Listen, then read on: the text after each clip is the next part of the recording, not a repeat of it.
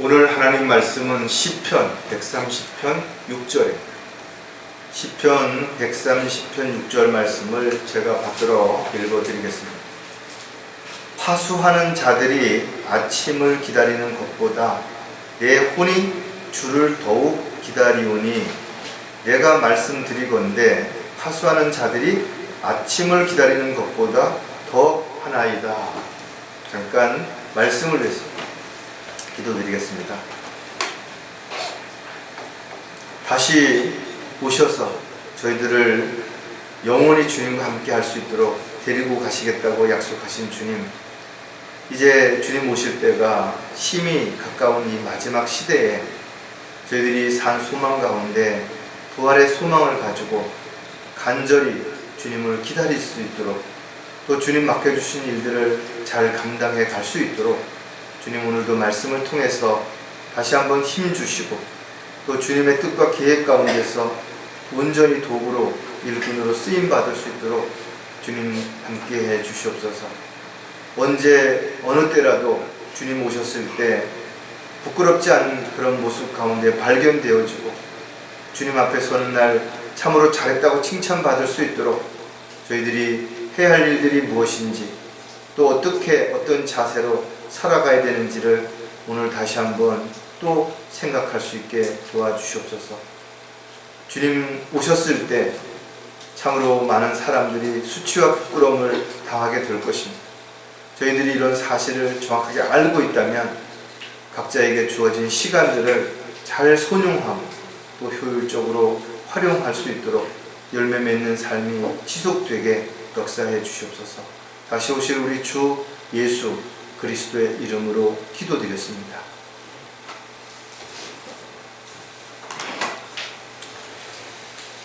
부활의 소망이 없다면 그리스도인들도 아무것도 아니죠. 왜냐하면 죽은 다음에 다시 살 수 없다면, 죽는 것으로 끝이라면 굳이 여러분들이 지금처럼 힘들고 어렵게 그렇게 살아가야 할 이유가 없는 것입니다. 하지만 너희가 바라는 것이 이생뿐이라면 가장 비참한 사람이라고 말씀하신 것처럼 우리에게는 눈에 보이는 지금의 현실, 이 세상보다 훨씬 더 중요하고 가치 있고 의미 있는 영원한 삶이 기다리고 있다는 것을 우리는 너무나 잘 알고 있기 때문에 때로는 힘들고 고통스럽고 어렵다 하더라도 잘 참고 또 잘 견디고 또 잘 이겨내고 지금까지 온 것입니다. 우리는 앞으로도 언제 주님이 오실지를 정확하게 알 수 없지만 주님이 부르실 때까지, 또 주님이 오시는 그날까지 우리는 정신을 차리고 깨어있는 가운데 주님께서 우리에게 각자에게 맡겨주신 그 일들을 잘 감당하다가 주님을 만날 수 있는 그런 날이 왔으면 좋겠어요. 저와 여러분은 과연 누구를 기다리고 또 무엇을 기다리며 사는가 한 번쯤 자신을 돌아봐야 됩니다. 어떤 사람들은 좋은 집을, 좋은 차를, 또 좋은 배우자를, 또 좋은 친구를, 이웃을, 다양한 뭔가를 기다리면서 희망을 가지고 살아갈 것입니다. 심지어 어떤 사람들은 기다리다 지쳐서 눈이 빠질 뻔했다라고 이렇게 말을 할 만큼 누군가를, 또 무엇인가를 기다리는 것이 꼭 힘들고 어려운 것만이 아니라 때로는 기쁘고 즐거울 수도 있는 것이. 따라서 사람들마다 무엇인가를 기다리지만 그 이유와 목적은 다 다르죠. 그렇기 때문에 그 기다림에 대해서 우리는 좋다 나쁘다 이렇게 표현할 수가 없습니다. 보장도 되어 있지 않는 그런 막연한 기다림을 가지고 헛된 소망 가운데 살아가는 수많은 종교인들이 있다 이거죠. 내일은 오늘보다 더 나아지겠지 하고 그런 기대감을 갖지만 오히려 내일은 더 힘들고 어려워지고 고통스러워지는 그런 기다림도 있을 수 있는 것이죠. 따라서 기다림은 때로는 슬프고 또 나쁜 소식이 될 수도 있지만 또 반대로 기쁘고 즐겁고 힘이 나고 새롭게 시작할 수 있는 기회가 될 수도 있기 때문에 우리는 어떤 기다림이든 그 기다림에 앞서서 늘 주님 앞에 기도하고, 또 우리가 기다리는 그 기다림이 헛된 기다림이 아니라 보장된 확실한 약속 가운데 주어진 그런 기다림을 가지고 살아가는 저와 여러분이 됐으면 좋겠습니다. 오늘 본문에서 봤던 것처럼 파수꾼이 밤새 적이 언제 쳐들어올지를 모르는 가운데 뜬 눈으로 밤을 새우겠죠. 얼마나 아침을 기다리겠어요. 그런데 파수꾼이 기다리는 것보다 우리는 주님이 다시 오시는 그날을 더 간절하게 사모하면서 기다려서 사도 바울처럼 면류관을 받을 수 있는 그런 계기가 됐으면 좋겠습니다. 오늘 설교 제목은 다시 오실 주님을 기다리고 있다면, 많은 사람들이 부활의 소망을 가지고 다시 부활할 것을 기다리고 있죠. 그러나 정작 자신이 어디에서 어떤 모습으로 부활할지를 잘 모른다 이거죠. 성경에 보면 모두가 다 영적인 부활, 또 좋은 부활만 있는 게 아니죠. 어떤 사람들은 영원한 지옥에서 고통받다가 벌레와 같은 모습으로 부활해서 다시 불못에 던져지기도 할 것이기 때문에 단지 부활을 기다리는 것보다는 정말 참된 주님 안에서의 우리가 영광스러운 부활, 시공간을 초월할 수 있고 주님과 같은 모습으로 변모될 수 있는 그런 부활을 기다리는 저와 여러분이 반드시 되어야 될 것입니다. 따라서 저와 여러분이 이 기다림에 앞서서 우리는 각자가 해야 할 일이 무엇인지를 분명하게 알아야 될 것입니다. 그 일을 함으로 인해서 아름다운 간증이나 열매가 반드시 맺어져서 주님께 영광을 돌려드리는 주님의 도구요 일꾼으로서 합당하게 그렇게 살아가야 될 것입니다. 주님 앞에 서는 날 부끄러움을 당하거나 수치를 당하는 것이 아니라 정말 잘했다고 칭찬을 들을 수 있고 상과 유업으로 보상받을 수 있는 저와 여러분이 되기 위해서는 주님을 그냥 단지 기다리고만 있다고 말하기 전에, 기다릴 때 주님이 오셨을 때 주님을 기쁘시게 해드릴 수 있는 뭔가를 우리가 지속적으로 행하면서 기다리는 것이 가장 올바른 기다림이 될 수 있을 것입니다. 자, 다시 오실 주님을 기다리고 있다면 우리가 또 세 가지를 살펴볼 텐데, 가장 먼저 첫 번째, 성숙한 그리스도인이 되어야 한다는 거예요. 많은 사람들이 구원을 받지만 구원받은 이후에 세상으로 돌아가 버리는 거죠. 세상 유혹을 이기지 못해서 마귀 미혹에 넘어가서 다시 세상으로 돌아가서 참된 소망을 저버리고 진리를 저버리고 썩어질 것을 당해서 또 사라질 것들을 사랑하면서 살아가고 있는 것을 너무나 우리가 많이 보게 되는 거죠. 따라서 구원받은 이후에 반드시 영적으로 성장해서 장성한 분량에 이르러서 그리스도의 군사로, 일꾼으로 하나님을 기쁘시게 해드리는 열매 맺는 간증의 삶이 반드시 이루어지려면 우리가 모두 성숙한 그리스도인들이 다 되어야 될 것입니다. 저와 여러분이 하나님의 약속을 믿는다면 어떤 상황에서도 쉽게 포기하거나 낙담하거나 좌절하지 않을 것입니다. 또 주님이 오신다고 한 약속이 늦어진다고 하더라도 불안해하거나 초조하지 않고 사모하는 마음으로 간절히 기다릴 수 있을 것입니다. 또 주님 오셨을 때 잘했다고 칭찬을 들으려면 분명 우리가 뭔가를 열심히 해야 되겠죠. 무엇을 해야 되는 것인가요? 성경은 우리에게 이 마지막 때에 복음을 전파하기 위해서 부르심을 하셨다는 것을 우리는 너무나 잘 알고 있죠. 또 우리가 복음을 전파하는 것으로 끝나는 것이 아니라 진리를 증거하고 또 우리 자체가 하나님의 자녀로서 열매 맺는 삶이 끊임없이 많은 사람들에게 보여짐으로 인해서 주님의 영광을 드러낼 수 있는 성숙한 그리스도인들이 다 되어야 될 것입니다. 자, 성숙한 그리스도인이 되었다는 것을 어떻게 우리는 알 수 있는가? 몇 가지 특징들을 우리가 하나씩 생각해 보면, 시간의 소중함을 알아야 한다는 것.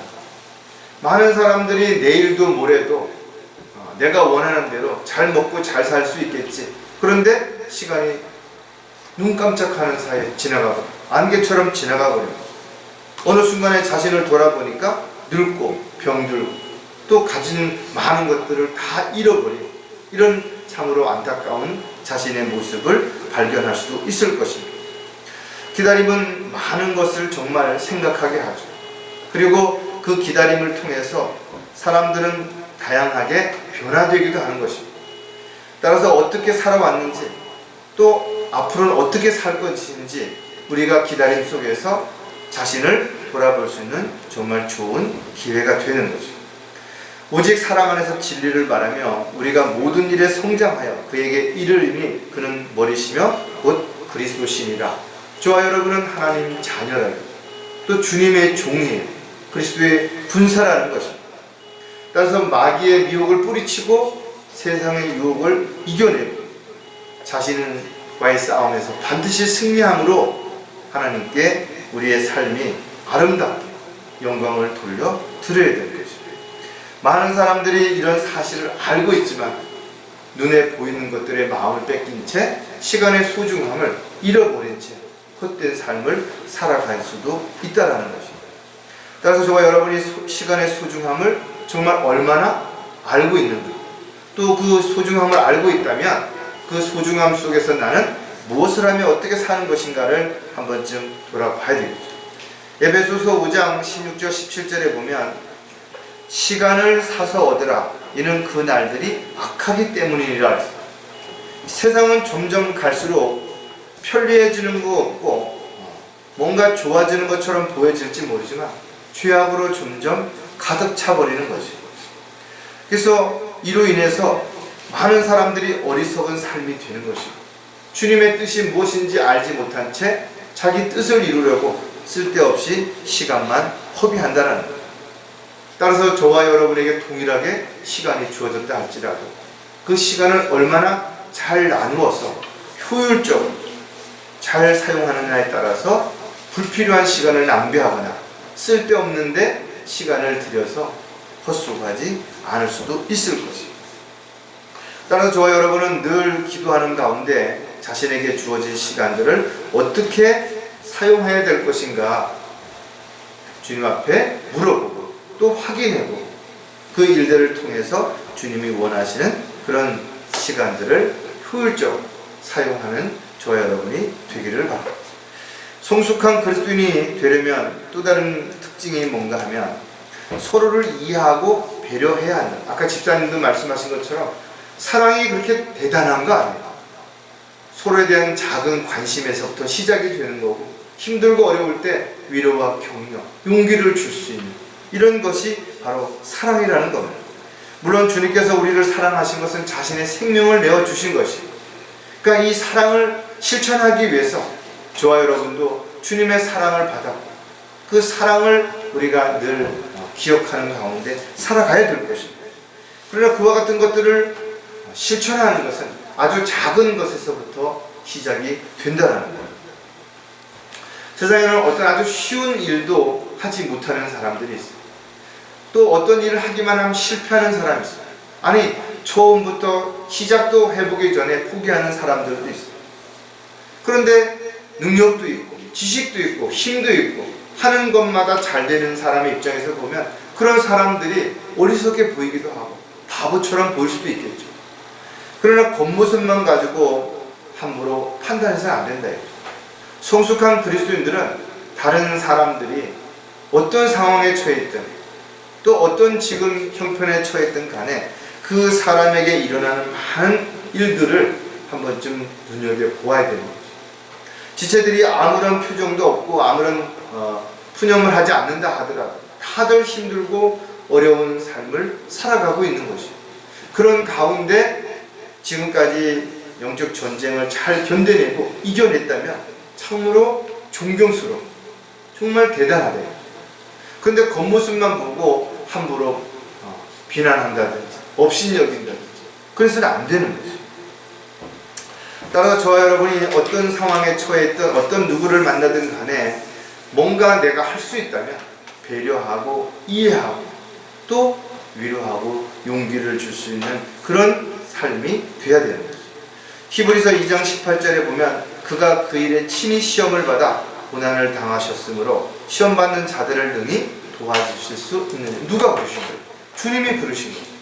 주님은 우리보다 더 많은 고난과 고통을 받으셨을 뿐만 아니라 죽기까지 벌레만도 못한 우리를 살리기 위해서 자신의 생명을 내어주셨기 때문에 저와 여러분이 어떤 상황에 처해있든 어떤 어려움에 처해있든 주님은 다 알고 계시는 것이죠. 또 주님이 친히 그것을 다 감당하셨기 때문에 능히 도와주실 수 있기 때문에 저와 여러분은 절대로 낙담하거나 포기할 필요가 없다라는 거죠. 따라서 사랑하는 형제 자매들을 또 가족들을 좀 더 이해하고 배려하는 차원에서 뭔가 부족하더라도 뭔가 잘 못하더라도 지금 그럴 수밖에 없는 그 상황을 배려해 줄 수 있는 여유를 가질 수 있는 것이 바로 성숙한 그리스도인의 자세라는 것도 반드시 생각을 해야 되는 것입니다. 성숙한 그리스도인이 되었다면 또 어떤 특징을 보여주는가 하면 약할 때 강해짐을 인정해야 한다는 거죠.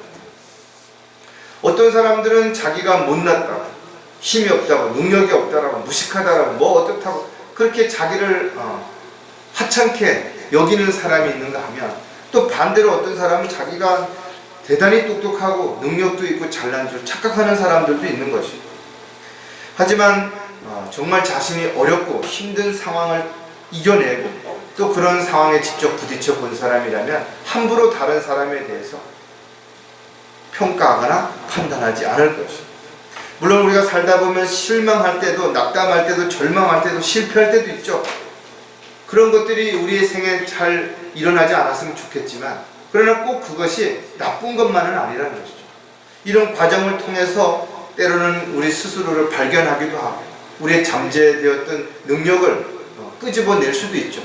더 나아가서 우리가 또 다른 어떤 문제나 어려움에 처했을 때 이겨낼 수 있는 힘이 비축되고 또 능력이 길러지기도 하기 때문에 그렇다라는 것. 따라서 사도 바울처럼 가장 자기가 약할 때 주님을 온전히 의지하게 되고 신뢰하게 되고 주님이 주시는 능력으로 일할 때 가장 강한 힘을 발휘할 수 있음을 인정했을 때 하나님의 귀하게 도구로 쓰임 받았던 것처럼 저와 여러분도 마찬가지로 부족한 부분을, 약한 부분을 인정할 때 우리는 주님의 능력 가운데서 도구로 쓰임 받을 수 있게 됩니다. 고린도후서 12장 9절에 주께서 내게 말씀하시기를 내 은혜가 내게 충분하도다. 이는 내 능력이 약한 데서 온전하게 됨이라고 하셨느니라. 그러므로 내가 오히려 매우 기쁘게 나의 약한 것을 자랑하니 그리스도의 능력이 내게 거하게 하라. 사도 바울이 자신의 어떤 질병으로 인해서 주님 앞에 3번이나 간구를 드렸는데 주님께서 고쳐주시질 않고 내 은혜가 족하다라는 거예요. 어떻게 보면 인간적인 면에서 보면 실망할 만도 하죠. 억울할 만도 할 겁니다. 그런데 사도 바울은 오히려 이런 과정 속에서 자신이 약할 때 주님을 전적으로 신뢰하는 것을 알게 되었고 그렇게 주님을 신뢰할 때 주님의 능력을 함으로 놀라운 능력이 나타났다는 걸 고백하는 것입니다. 그래서 사도 바울은 자신이 무언가를 자랑해야 된다면 주 안에서 십자가를 자랑하라. 자신의 육신적인 능력, 경험, 지식 이런 거를 자랑하는 것이 아니라 오히려 그리스도인들은 나처럼 많은 것이 가지지도 못하고 할 수도 없고 또 그런 여건이 아닌데도 불구하고 주님 손에 붙들렸을 때 나를 통해서 이런 일들을 주님께서 이루어 주셨다. 주님께 영광을 돌려드리는 그런 삶이 될 수 있다는 거죠. 하지만 많은 그리스도인들이 자기가 뭔가를 했다라, 자기가 잘났다라, 내가 아니면 안 된다라고 착각하기 때문에 성숙한 그리스도인이 아니라 스스로 손줄로 알면 넘어질까 조심하라는 이런 걸 모르니까 교만에 빠져서 넘어지고 실족하고 엉뚱한 길을 가는 경우가 너무나 많은 것입니다. 자, 다시 오실 주님을 기다리고 있다면 두 번째, 해야 할 일을 하면서 기다려야 한다는 거죠. 뭔가 자신이 주님이 오심을 기다려야 된다면 왜 기다리냐 이거죠. 주님이 오셨을 때 주님의 은혜 아래서 내가 살면서 행했던 모든 것들을 상과 유업으로 보상을 받게 되는데 이와 같은 사실을 모른 채 아무것도 하지 않고 마치 예수님께서 어떤 종의 비유를 얘기하면서 주인이 1달란트, 2달란트, 5달란트를 맡겨놨는데 그걸 가지고 그냥 어떤 사람은 땅에다 묻어버리고 그냥 놀고 먹고 그랬을 때 주인이 왔을 때 아무것도 내놓지 못하는 이런 어리석은 자처럼 저와 여러분 역시 마찬가지로 영원한 지옥으로부터 구원받은 이후에 주님을 위해서 어떻게 살아야 되는지를 알았음에도 불구하고 그렇게 살지 못했다면 주님 앞에 서는 날 우리는 빈손으로 갈 수밖에 없겠죠. 수치와 부끄러움을 당할 수밖에 없을 것입니다. 따라서 저와 여러분은 반드시 주님 오실 때까지 각자에게 주어진 그 부르심에 합당한 도구로, 일꾼으로 쓰임을 받아야 됩니다. 사람들은 운전을 하다 보면 신호등에 걸릴 때 있어요. 그래서 빨간 신호등에 걸렸을 때 사람들은 그것은 아무것도 할 수 없는 괜히 시간만 낭비하는 거라고 생각할 수도 있어요. 그러나 빨간 신호등도 여전히 신호등 가운데 하나라는 거죠. 내가 파란 신호등을 받고 앞으로 가려면 다른 반대쪽에서 오는 신호등에 걸린 사람들이 반드시 빨간 불에 서 있어야만 우리가 안전하게 갈 수 있는 거죠.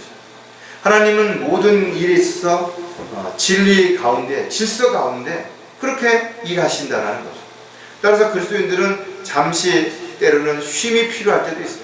새로운 일을 시작한다든지 너무 지친다든지 이랬을 때는 잠시의 휴식을 통해서 다시 한번 자신을 돌아보고 용기를 내고 위로를 받고 또 에너지를 충족받을 수 있는 그런 시기가 반드시 필요하다는 거예요.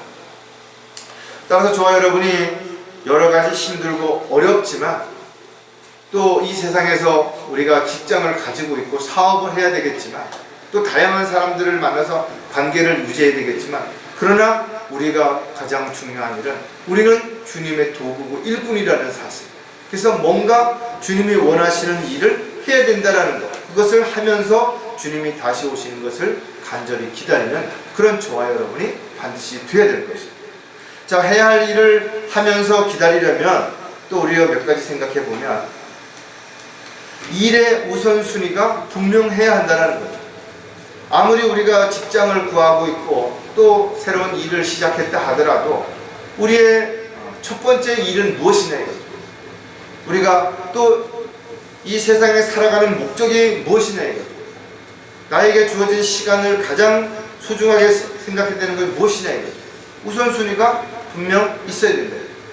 많은 사람들이 계획을 세우고 목표를 세우지만 앞만 보고 달려가는 것은 합당하지 않은 것입니다. 왜냐하면 잘못된 길을 열심히 간다면 훨씬 더 멀리 갈 수 있어요. 그래서 많은 사람들이 주님을 떠나서 자신은 주님이 원하는 삶을 살아간다고 착각하면서도 오히려 주님과는 반대로 주님의 뜻과 계획과는 벗어나서 자기 뜻을 관철하며 살아가는 사람들도 얼마든지 있기 때문에 그렇다는 거예요. 따라서 저와 여러분은 자신의 삶이 주님의 영광을 위한 삶으로 귀결점이 되어 있는가?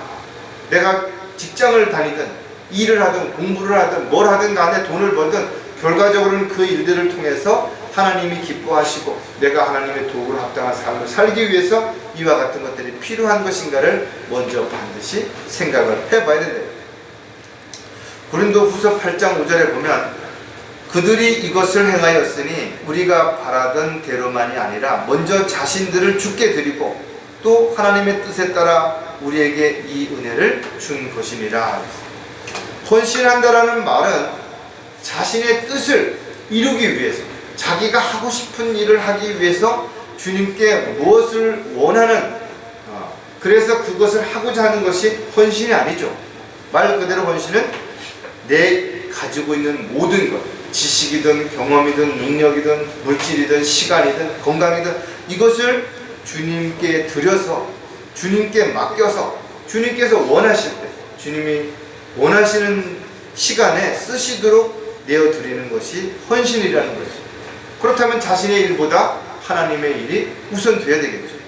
육신적인 일보다 영적인 일이 우선되어져야 돼요. 세상의 일보다 하나님의 일이 반드시 우선되어져야 됩니다.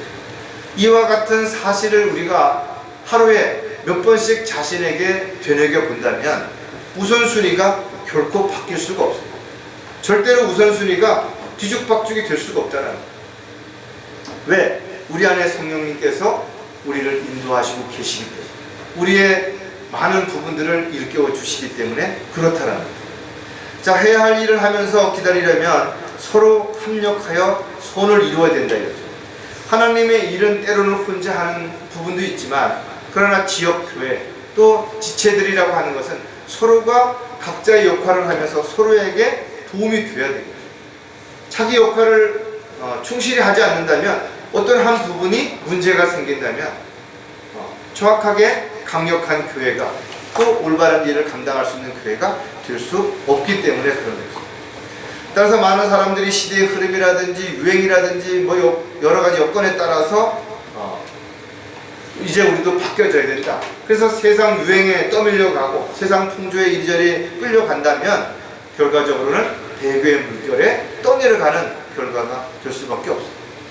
어떤 이유로든 간에 세상과 타협하고 적당히 죄를 지으면서도 자신을 합리화시키고 있다면 그는 더 이상 주님의 도구로 일꾼으로 쓰임받을 수 없기 때문에 그런 것입니다.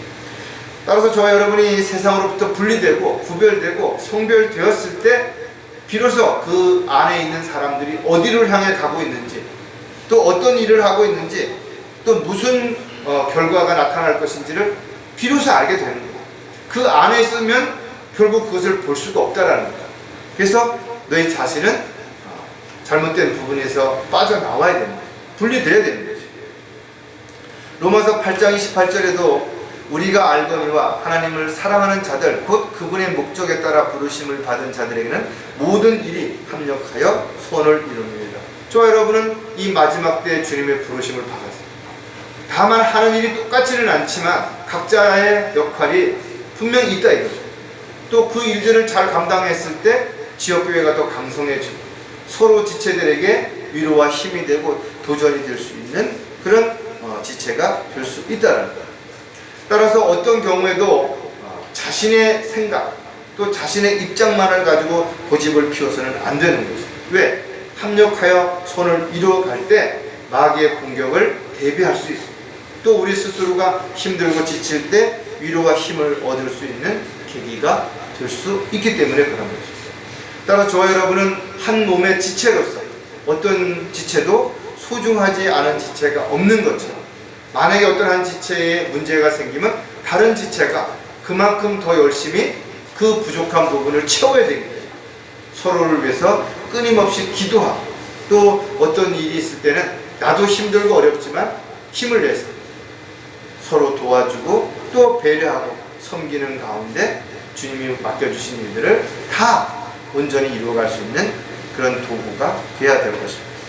해야 할 일을 하면서 기다리려면 주님의 인도하심을 믿어야 한다는 거죠. 많은 사람들이 안 믿는 거예요. 지식적으로는 알고 있으면서도 믿지 않는 것이.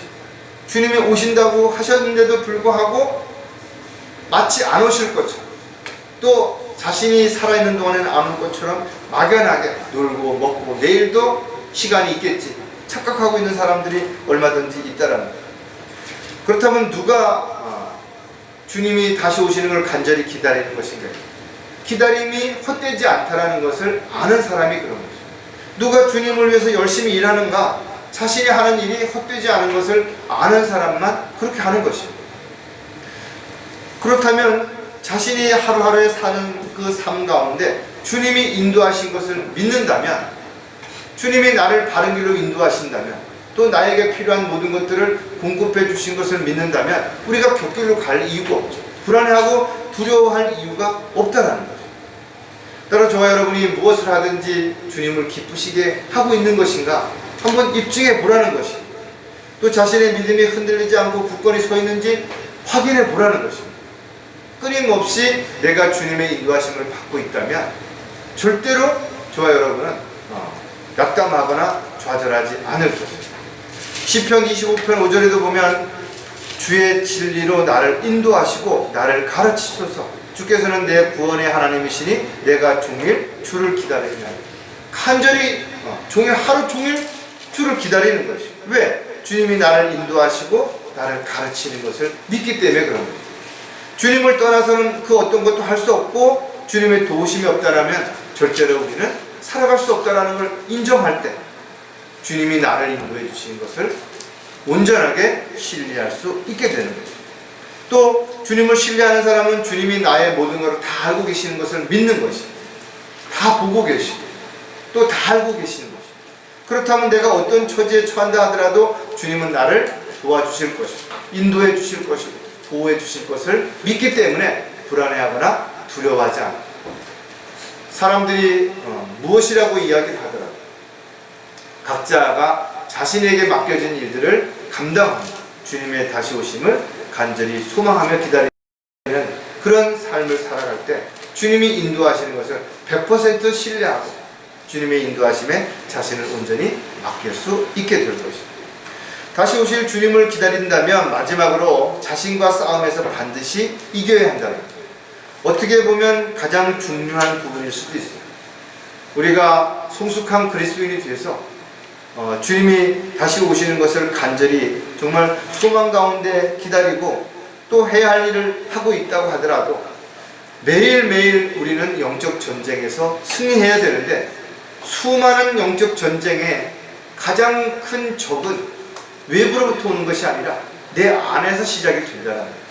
즉 자신과의 싸움이야말로 가장 큰 싸움이고 가장 치명적인 상처를 입을 수 있는 것이고 가장 어렵고 힘든 것입니다. 왜? 많은 사람들이 자신에 대해서 관대하기 때문에 그렇습니다. 이 정도쯤이야 남들도 다 하는데 이번 한 번은 한다고 해서 이런 식으로 타협하고 자기 감정이나 기분을 추스려고 할 때 자신과의 싸움에서 질 수밖에 없는 거예요. 따라서 가장 지혜로웠던 솔로몬은 열심을 다해서 마음을 지키라는 것입니다. 왜? 삶의 모든 문제가 자기 마음에서부터 비롯되기 때문에 그런 것입니다. 따라서 저와 여러분이 자신과의 싸움에서 승리한 사람이 결과적으로 가장 강력한 힘을 가진 사람이고 끝까지 믿음의 대열에서 이탈하지 않고 살아남는 사람이 가장 강한 사람이 되는 것입니다. 첫 번째, 많은 사람들이 간증했다 이거죠. 나는 어떻게 했고 나는 무엇을 했고 근데 어느 순간에 보니까 이 사람들이 다 없어져 버렸어요. 실패한 것이에요. 성경은 우리에게 자신을 정결케 하고 자신의 믿음을 지키래, 자신을 훈련시키라는 거예요. 자신을 낮추라는 거예요. 자신을 돌아보라는 거예요. 또 자신을 부인하라는 거예요. 십자가를 지라는 거예요. 좁은 길을 선택하는 거예요. 참으로 많은 부분들을 우리에게 가르쳐주고 또 우리에게 그것을 순종하도록 요구하고 계시는 것입니다. 그런데 왜 이와 같은 것들을 지속적으로 행하지 못하는 것인가? 자신과의 싸움에서 졌기 때문에 그런 거예요. 자신과의 싸움에서 지게 되면 아무것도 할 수 없어요. 한 발도 앞으로 나갈 수 없어요. 그 어떤 것도 실행할 수 없어요. 수많은 사람들이 게으르고 나태한 가운데 온갖 핑계와 변명을 앞세운다. 그러나 그리스도인들은 예 아니면 아니오밖에 할 게 없다. 다른 것을 어떤 것을 내세우는 것도 변명에 불과한 거죠. 따라서 저와 여러분은 가장 먼저 자신과의 싸움에서 반드시 이겨야 되고 자신을 주께 온전히 들이되 건강한 몸, 건강한 마음, 또 건강한 정신, 건강한 생각 이런 것들을 주님께 드려서 주님이 필요할 때 온전하게 쓰실 수 있는 도구가 되어야 돼요. 다 망가지고 또 어디가 뭔가 문제가 생기고 역할을 할 수 없는 그런 걸 도구로 갖다 준다고 해서 어떻게 사용할 수 있겠냐라는 거죠. 따라서 저와 여러분은 늘 성령 안에서, 말씀 안에서, 믿음 안에서 자신을 잘 돌아보고 있어야 할 자리에서 언제든 주님이 부르셨을 때 내어드릴 수 있는 준비된 도구가 반드시 될 수 있어야 됩니다. 그러기 위해서 우리는 반드시 그 어떤 적보다도 자신과의 싸움에서 반드시 이기고 그와 같은 용기와 힘을 가지고 더 나아가서는 외부로부터 오는 다양한 적들을 물리치고 세상의 유혹을 이기고 또 적그리스도의 어떤 미혹으로부터 우리 자신을 지킬 수 있는 그런 저와 여러분이 반드시 되어야 될 것입니다. 자신과의 싸움에서 이기려면 또 우리는 몇 가지 생각해 봐야 되는데 주어진 자유를 잘 사용해야 된다 이거죠. 성경은 우리에게 그 자유를 죄 짓는 데 쓰지 말라는 거죠. 우리가 자유라고 하는 것은 두 가지를 볼 수가 있어요. 하나는 우리가 어떤 억압에서 풀려나는 것을 자유라고 볼 수도 있어요. 그런데 하나님이 우리에게 주시는 자유는 우리로 하여금 죄로부터 지옥의 형벌로부터 자유롭게 된 것이에요. 하나님의 선물로 그렇게 자유를 주신 것입니다. 그러니까 그런 자유를 이 세상에 쓸데없는 그런 데다가 엉뚱한 데 쓰지 말라는 거죠. 요즘 뉴스에 보면 청문회에 나왔던 어떤 사람들이 자신의 그 과거에 행적들이 다 드러나죠. 가족 문제, 병력 문제. 그래서 아주 곤경에 처합니다. 이처럼 공인으로서의 어떤 사람들 앞에 서는 사람들은 자신의 모든 것들이 다 일거일투족이 다 제약을 받게 되는 것이죠. 따라서 인기를 누리는 연예인들이라든지 또 어떤 공인적인 어떤 그런 위치에 있는 사람이라든지 이런 사람들을 다 좋을 것 같지만 그렇지 않다라는 거죠. 온갖 감시의 눈이 있고 여러 가지의 어려움. 그래서 이런 사람일수록 더 정확하게 하지 않는다면 아주 작은 것까지도 낱낱이 다 드러나는 거죠. 얼마 전에도 어떤 오디션 프로에 나왔던 사람이 인기가 좋아지니까 그의 학폭 문제가 불거졌다 이거죠. 그가 그런데 나오지 않았더라면 사람들 몰랐을 수도 있는 거죠. 저와 여러분이 구원받은 그리스도인이 아니라면 적절하게 세상 사람들처럼 행동한다 하더라도 큰 문제될 게 없어요. 그런데 저와 여러분이 구원받고 하나님의 자녀가 되었고 복음을 전하고 진리를 증거하니까 말 한마디 행동 하나가 모든 사람의 시선에 비난의 초점이 될 수도 있다는 거예요. 그래서 그만큼 더 우리가 자신에게 주어진 자유를 잘 사용해야 될 뿐만 아니라 우리는 언제 어느 곳에 있든 우리가 하나님의 자녀라는 사실을 한순간도 잊어서는 절대로 안 되는 거죠. 갈라디아서 5장 13절에 보면 형제들아 너희가 자유로 부름을 받았으니 그 자유를 육신을 위한 계기로 삼지 말고 사랑으로 서로 섬기래. 우리가 주 안에서 사랑한다. 그 자유를 우리가 서로 섬기고 배려하는 데 쓸 수 있어야 됩니다. 이것이 주님 안에서 누리는 참된 자유인 것이죠. 내가 하고 싶은 대로 내가 뭐 교회 나오고 싶으면 나오고 말고 싶으면 말고 뭐 내가 뭐 복음을 전하고 싶으면 전하고 하기 싫으면 그만두고 그런 게 아니라는 거죠. 우리는 주인이 아니라 우리는 주님을 주인으로 모시고 있는 종이요 일꾼이라는 사실을 생각한다면 나의 권리를 주장할 것이 아니라 주님의 명령에 순종하는 그런 삶을 살아가는 저와 여러분이 반드시 되어야 될 것입니다. 따라서 주 안에서 하나님의 약속에 대한 확신과 믿음을 가지고 우리가 살고 있다면 우리는 세상 그 어떤 사람들보다도 행복한 것이고 또 자유스러운 것이고 소망 가운데 살고 있는 것이 분명하다 이거죠. 그렇다면 세상 사람들보다 훨씬 더 여유가 있어야 되고 또 세상 사람들과 같이 조급하거나 불안해하지 않고 두려워하지 않아야 되는데도 불구하고 여전히 많은 사람들이 교회를 다니고 있으면서도 불안해하고 두려워한다는 것, 하나님이 주신 자유를 향유하지 못하는 것, 그 자유를 누리지 못하는 것이 분명하다는 것. 자, 또 한 가지 자신과의 싸움에서 반드시 이기려면 모든 두려움에서 벗어나야 한다. 두려움은 우리가 아무것도 할 수 없게 만드는 거죠. 불안도 마찬가지입니다. 급할수록 앞뒤 따져보지도 않고 사람들은 서두르게 되는 거죠. 서두르다 보면 정말 보아야 할 것, 알아야 할 것들을 볼 수도 없고 알 수도 없기 때문에 더 많은 문제와 더 많은 허점이 나타날 수도 있게 되는 거죠. 따라서 자신과의 싸움에서 지게 되면 불안하게 되죠. 두려워지는 거죠. 그래서 더 뭔가를 빨리 이루려고 조급하다 보니까 이것저것 가려보지도 않고 그냥 하다 보니까 사기를 당하거나 여러 가지 문제를 갖게 되는 거죠.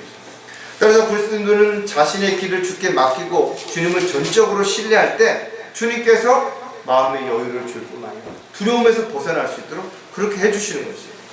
따라서 주님을 신뢰하지 못하는 사람은 주님이 다시 오시는 것을 끝까지 기다리지 못하죠. 주님 앞에 기도하고 응답을 기다리지 못하고 내가 뭘 해버리는 거죠. 또 내가 할 수 없으면 누군가를 의지하고 누군가를 신뢰하고 누군가에게 부탁하게 되고 이런 일이 반복된다는 거예요. 시편 37편 7절에도 보면 주 안에서 쉬고 인내하며 그를 기다리라.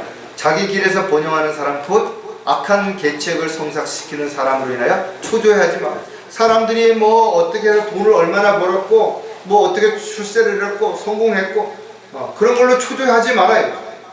우리가 주님의 뜻 가운데서 보호받고 있다면 반드시 주님께서 돌봐주시고 보호해 주실 뿐만 아니라 필요할 때 먹을 것을 주시고 필요할 때 입을 것을 입혀주시고 필요한 것들을 공급해 주시는 것이죠. 솔로몬은 전도서를 통해서 하늘 아래 모든 것에는 시기가 있고 모든 목적에는 때가 있다 그랬어요. 그 때를 알지 못하면 조급해지겠죠. 엉뚱한 짓을 하는 것이죠.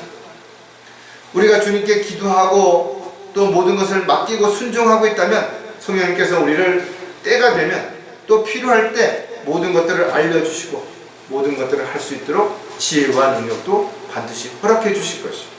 이렇게 우리가 두려움이나 또 어려움에서부터 벗어났을 때 우리는 자신과의 싸움에서 승리할 수 있게 됩니다.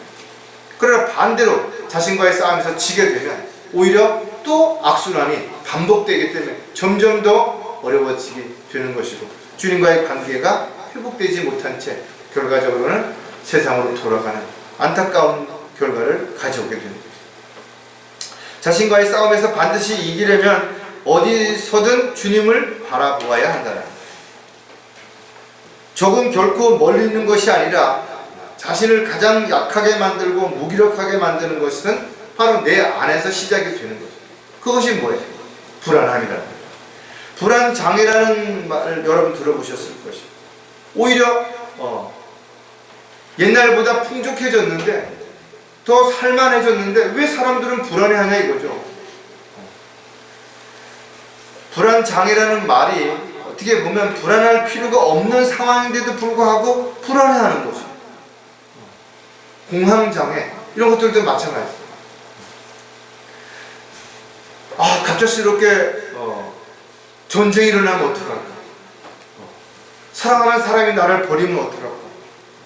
또 노후에 내가 암에 걸리면 어떡할까? 무슨 일어나지도 않은 수많은 일들을 미리 생각하고 스트레스를 받고 불안에 떠는 거예요. 이게 불안장애의 시작이에요. 이런 사람들은 아무것도 할 수가 없어요. 길을 가려면 교통사고 날까봐, 뭐를 먹다가 잘못 먹어서 큰일 날까봐 못 먹는데. 시편 42편 11절에 보면 오 내 혼아 어찌하여 내가 낙담하느냐, 어찌하여 내가 내 안에서 불안해하느냐, 너는 하나님을 바라라. 내 얼굴을 간검케 하시는 분이요 나의 하나님이신 그분을 내가 여전히 찬양하리. 주님은 우리가 어떤 상황에 있더라도 우리가 불안해할 필요가 없다. 왜? 주님은 우리를 거서 구해내실 수 있기 때문에 그런 거죠. 시편 기자는 수없이 많은 어려움을 겪었고 그런 상황에서 오직 주님만을 바라보았다. 그렇기 때문에 그는 이 어려움을 극복할 수 있었던 것처럼 저와 여러분도 마찬가지예요. 자신을 이기는 것이야말로 세상을 이기는 것이고 죄와 싸워서 승리하는 것입니다. 어떻게 할 때 그것이 가능하냐? 주님을 바라볼 때만 가능한 거예요. 늘 주님이 나를 보고 계시다라는 확신을 가질 때만 그것이 가능하다. 따라서 저와 여러분이 이 세상을 살아가는 동안은 자신을 죽은 것으로 여겨야 되는 것이죠. 세상에 살아있다면, 욕심에 살아있다면 거기에 자꾸 반응하게 되죠. 그러니까 자꾸만 내가 살아서 내 욕심을 채우려고 십자가에 매달린 정욕이 살아 꿈틀대다 보니까 내가 먼저 나를 위해서 내 생각에는, 내 입장에는 이런 것들을 주장하게 된다는 거죠. 저 여러분은 주와 함께 죽었고 또 주님과 함께 살았다면 이제는 더 이상 나 자신을 위해서가 아니라 주님을 위해서 살아야 되겠죠. 그렇다면 주님을 위해서 살으려면 주님이 우리에게 뭘 요구하시는지 그걸 알아야 되니까 늘 어느 곳에 있든지 주님을 바라보고 주님이 우리를 인도하시는 대로 순종하고 따라간다면 저와 여러분은 결코 자신과의 싸움에서 낙담할 이유도 실족할 이유도 없게 되는 거죠. 왜? 내 자신을 죽은 것으로 여기고 주 안에서 다시 살아났을 뿐만 아니라 나의 강함으로 뭔가를 하는 게 아니라 나의 약할 때 주님을 신뢰함으로 주님의 능력으로 일을 하기 때문에 놀라운 역사가 일어나는 도구가 될 수 있다는 것을 알기 때문에 우리는 승리할 수 있게 된다는 거죠.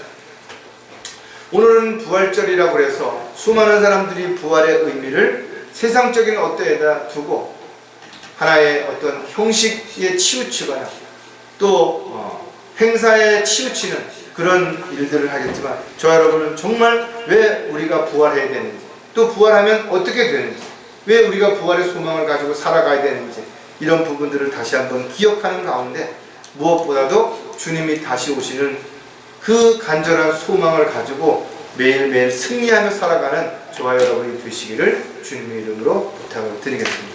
기도하겠습니다. 하나님 아버지, 저희들에게 부활의 소망을 주셔서 언제든 어떤 형식으로든 또 어떤 방법으로든 죽어도 다시 부활할 수 있을 뿐만 아니라 우리가 부활했을 때는 지금의 이 모습이 아니라 영광스러운 주님의 몸과 같은 모습으로 변화돼서 영원히 주님과 함께 할 수 있다는 확실한 약속을 주신 그 소망 가운데 살아갈 수 있게 해주셔서 다시 한번 감사를 드립니다.